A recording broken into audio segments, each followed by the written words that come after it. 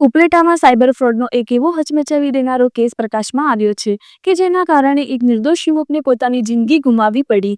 મિત્રતાના નામે વિશ્વાસઘાત, બેંક એકાઉન્ટનો દુરુપયોગ, ધમકીઓ અને અંતે આત્મહત્યા. હવે પોલીસે ઝડપી કાર્યવાહી કરી 2 આરોપીઓને ઝડપ્યા છે.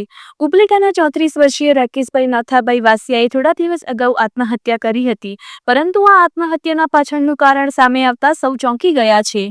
ફરિયાદ મુજબ 3 શખ્સો ભાવિન ડઢાણિયા, ચિરાગ ચંદ્રવાડિયા અને મેહુલ બારૈયાએ રાકેશભાઈને દબાણ કરીને તેમના નામે HDFC બેંક ખાતું ખોલાવ્યું. ત્યારબાદ તેમની જાણ બહાર આ ખાતામાં કરોડોના સાયબર ફ્રોડના વ્યવહારો ચલાવવામાં આવ્યા. જ્યારે આ ટ્રાન્ઝેક્શનને લઈને પશ્ચિમ બંગાળના ભાતર પોલીસ સ્ટેશનથી નોટિસ આવી, રાકેશભાઈ ગભરાઈ ગયા. તેમણે આ ત્રણેય સાથે વાત કરતા આરોપીઓએ તેમને ધમકી આપી, આ એકાઉન્ટ તો માત્ર અમારે જ ઉપયોગ કરવાનું છે, જેલમાં તો તારે જ જવાનું છે. આ સતત ત્રાસ અને ભયને કારણે યુવકે અંતે આત્મહત્યા જેવું કડક પગલું ભર્યું. ઉપલેટા પોલીસે રાજકોટ ગ્રામ્ય પોલીસ વડાના માર્ગદર્શન હેઠળ ઝડપથી કાર્યવાહી કરી 2 આરોપી ચિરાગ ચંદ્રવાડિયા, જે વ્યવસાય ડોક્ટર છે, અને વેપારી મેહુલ બારૈયાને ઝડપી લેવામાં આવ્યા છે. મુખ્ય આરોપી ભાવિન ડઢાણિયા હજી ફરાર છે. તારીખ 24/11/2025ના રોજ ઉપલેટા પોલીસ સ્ટેશનમાં એક ગુનાની નોંધ થઈ, જેમાં ફરિયાદ અનુસાર મરણ જનાર વ્યક્તિએ રાકેશભાઈ વાસિયાને થોડા સમય પહેલાં અમુક આરોપીઓ તેમની નામથી એક HDFC બેંકમાં ખાતું ખોલાવ્યું હતું. મરણ જનારની જાણ વગર આ બેંક ખાતાનો ઉપયોગ સાયબર ટ્રાન્ઝેક્શન્સ અને સાયબર ફ્રોડ કરવામાં આવી રહ્યા હતા.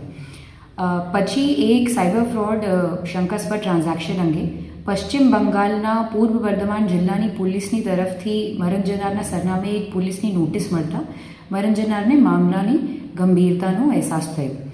તેમ છતાં આરોપીએ મરણ જનારને વારંવાર ધમકાવ, ત્રાસ અને ભય આપતા હતા. આ ત્રાસમાં આવીને મરણ જનારને આત્મહત્યાનું પગલું ભર્યું. એના સ્યુસાઇડ નોટ પણ પ્રાપ્ત થયો છે, જેમાં 3 વ્યક્તિઓનું નામ લેવામાં આવ્યું છે. સમગ્ર પરિસ્થિતિના આધારે ઉપલેટા પોલીસ સ્ટેશનમાં આપઘાત, દુષ્પ્રેરણ સહિતનો ગુનો નોંધ કરવામાં આવ્યો છે. 2 આરોપીઓની અટક ઉપલેટા પોલીસ ટીમ દ્વારા, જેનું નેતૃત્વ PI શ્રી DR પટેલ કરી રહ્યા છે, એની અટક ગણતરી કલાકમાં કરવામાં આવી છે. ત્રીજો આરોપી હાલે ફરાર છે અને એને પણ જલ્દ જ પકડવામાં આવે છે. મરણ જનારના નામે બેંક ખાતું ખોલાવી તેનો સાયબર ફ્રોડ માટે ઉપયોગ કરવામાં આવ્યો હતો. નોટિસ મળતા મરણ જનારને ત્રાસ આપવામાં આવ્યો અને અંતે તેમણે આત્મહત્યા કરી. 2 આરોપીઓને અટક કરી વધુ તપાસ ચાલી રહી છે. પોલીસે સુસાઇડ નોટના આધારે કલમ 108 અને 3(5) હેઠળ ગુનો નોંધ્યો છે. આ ઘટના સ્પષ્ટ ચેતવણી છે. દબાણમાં આવીને કે લાલચમાં આવીને પોતાના દસ્તાવેજો અથવા બેંક એકાઉન્ટના બીજાના હાથમાં આપશો નહીં. રિપોર્ટર ફિરોઝ જોનેજા, ધોરાજી.